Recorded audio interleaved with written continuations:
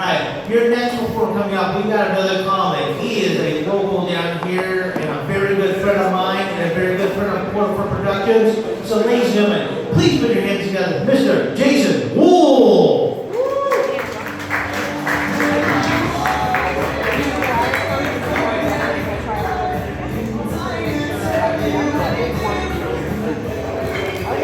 Thank you, John. Thank you, Weiner Dog. Let's give it up for me, John. This is my mic. There we go. I'm a big guy. I need more mic cable over. So I am not Adam Sandler. I will pose for a picture. I am not Adam Sandler. Some people say I look like Adam Sandler. Some people say I look like TJ Khalid. I think I kind of look like if TJ Khalid ate Adam Sandler. It's more realistic, right? I'm a little bit of a big guy. I am.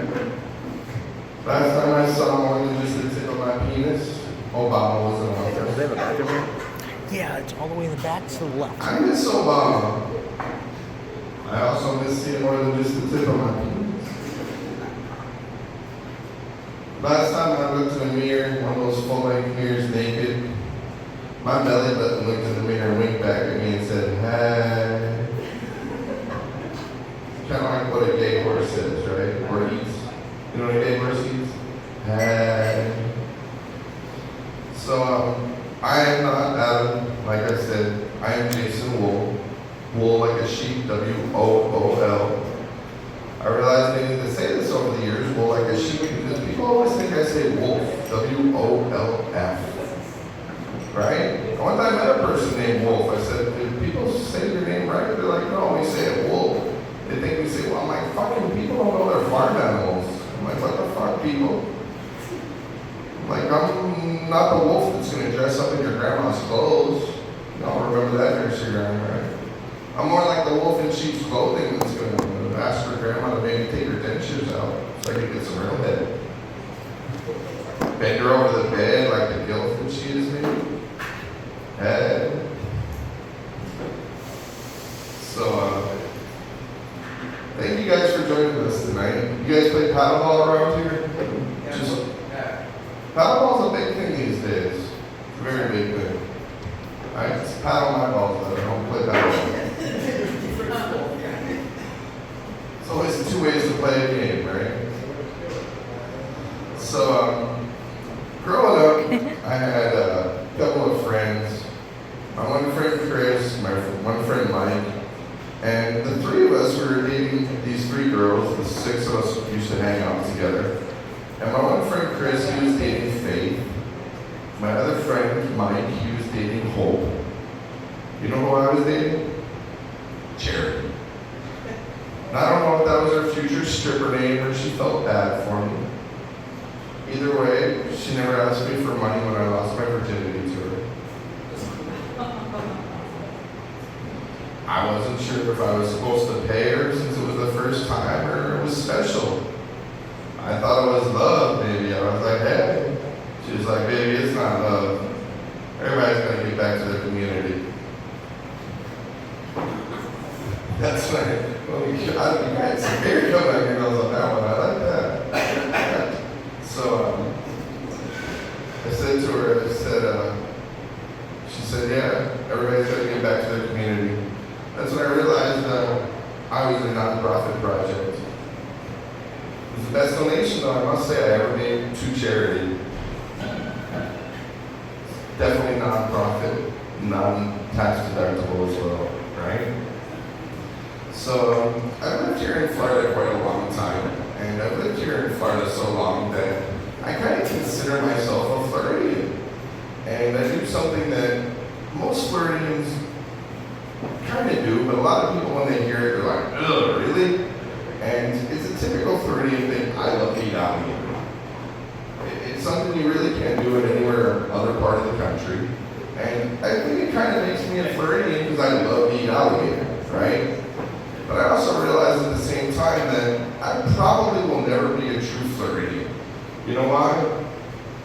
Because I don't need to ask.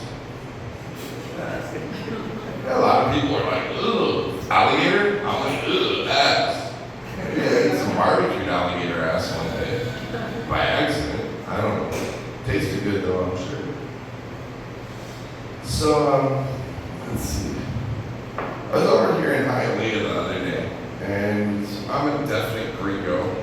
And being over here in Hialeah the other day, I passed a house of corn, Casa de Maize, right? Is that some, your Spanish you said, is that how you pronounce it? Casa de Maize? Kind of. All right. Well, it's the house of corn. And I'm like, the house of corn? I'm like, what do they serve there? So I opened up and looked up the menu, and I'm like, corn, 27 different ways, right? I'm like, corn on the cob, roasted corn, right? Corn every way you could ever think you wanted it, right? I'm like, well, what is the purpose of doing this? Why don't they just serve the corn in a toilet? I mean, it comes out the same either way, no matter what. They serve it, right?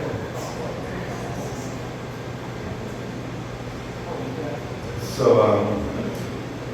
living here in Miami, I realized that Jesus can go both ways, right? And you're probably the first thing you're thinking, because it's Miami, it's gay, straight, transvestite, right? No, I'm talking about the pronunciation. It's either Jesus or it's Jesus, right? So if it's all beautiful, lovely, robes, died on the cross, literally nailed it, that's Jesus. If he walks in 3 hours late, smells like weed, carrying a 6-pack of Medela, wants to get paid under the table, ripped jeans, that's Jesus. If you walk in your house and your grandmother's sitting on her couch crying, clutching her pearls, she's praying to Jesus. If you walk in your house and you hear coming from your bedroom and you open up the door, that's when you find out your girlfriend's cheating on your ass. Jesus. If it's all holy and beautiful, it's Jesus. If it's holy shit, it's Jesus. If it's all holy, beautiful, and walked on water, that's Jesus. All of a sudden at 3 a.m. you hear something walking on your roof screaming, "Where's the weed?" That's Jesus. All of a sudden you see some guy run by your window, dive in, hide underneath your bed, and before you get a second to realize, you hear somebody knocking on your front door, you open up the door and it's ice. That's Jesus underneath your bed, praying to Jesus. Ice doesn't catch him.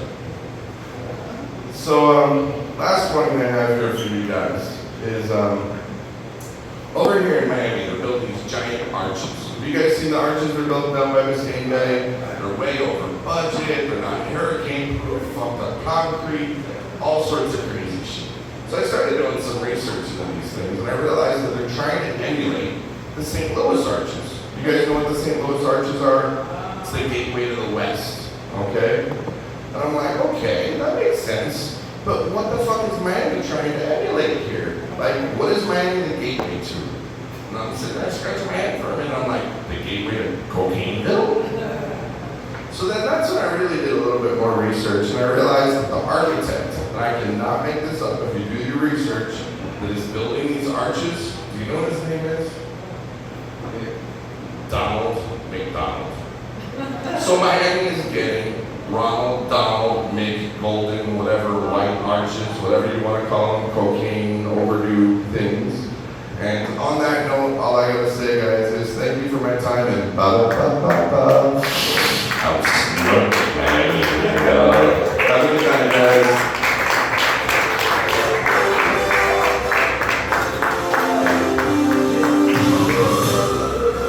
Give it up one more time for Jason Wool, everybody.